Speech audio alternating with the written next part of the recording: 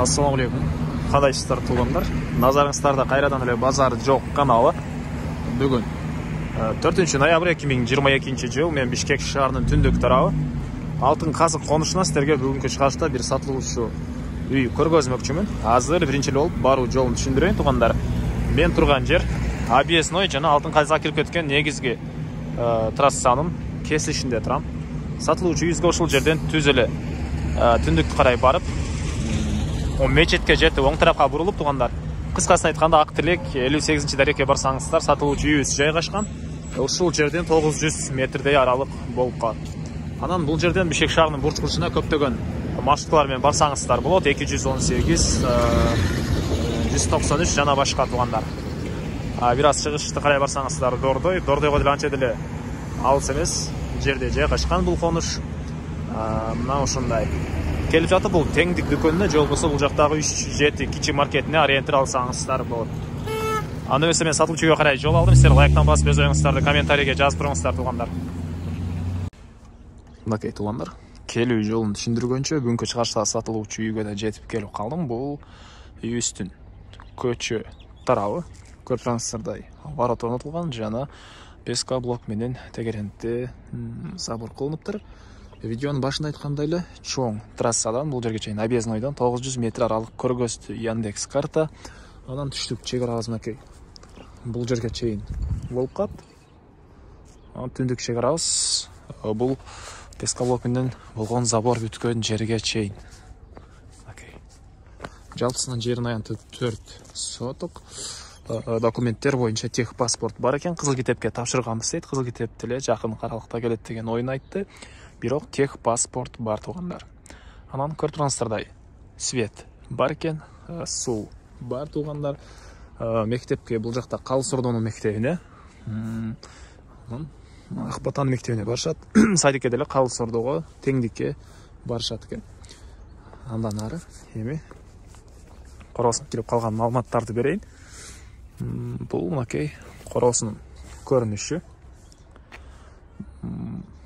Жана айткандай эле тегерентте песка блок менен забор кылынган.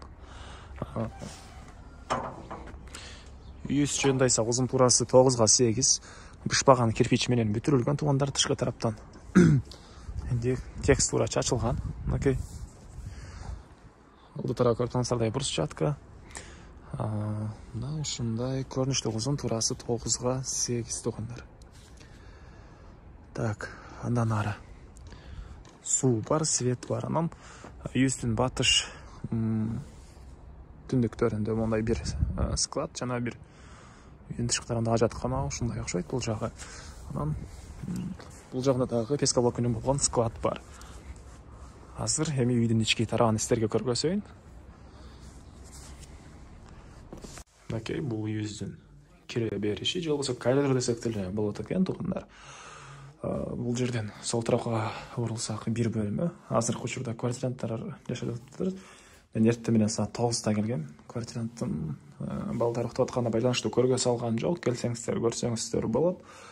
Коридор көрүп тургансыздардай дубалдары текстура, потолок гипсокартон экен. Ушул жерден түз өтсөк, бул жакта мондай зал туугандар. Потолок гипсокартон, дубалдары текстура. Ушундай көрүнүштө. Анан ушул жерден оң тарапка кайрылсак дагы бир бөлмө жайгашкан. Спальный бөлмө кылсаңыздар болгодай көрүнөт. Андан ары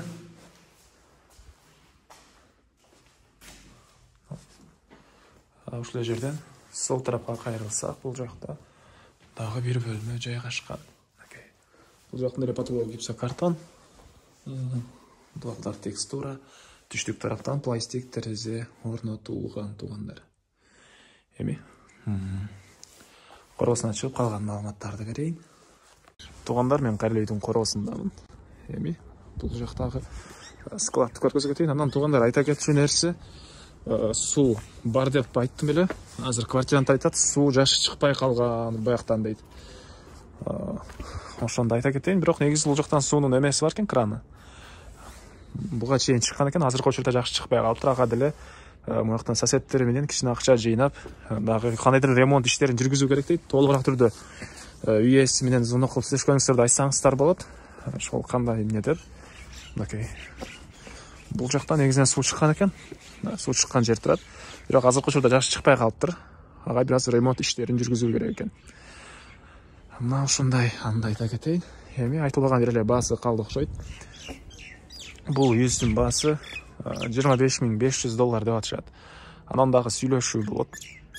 Ээсинин номери экранында. Ээси тел деп жазылып турат. Ондар звонок кылып сүйлөшүп көрүңүздөр. Сүйлөшүү болот. Анан варианттар, квартирага вариант бар экен. Үй ээси акча кошуп берем дейт.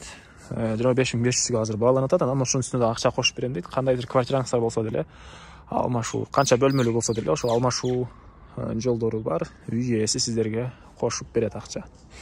Мына ушундай. Анда эмесе мен сиздер менен коштошом туугандар.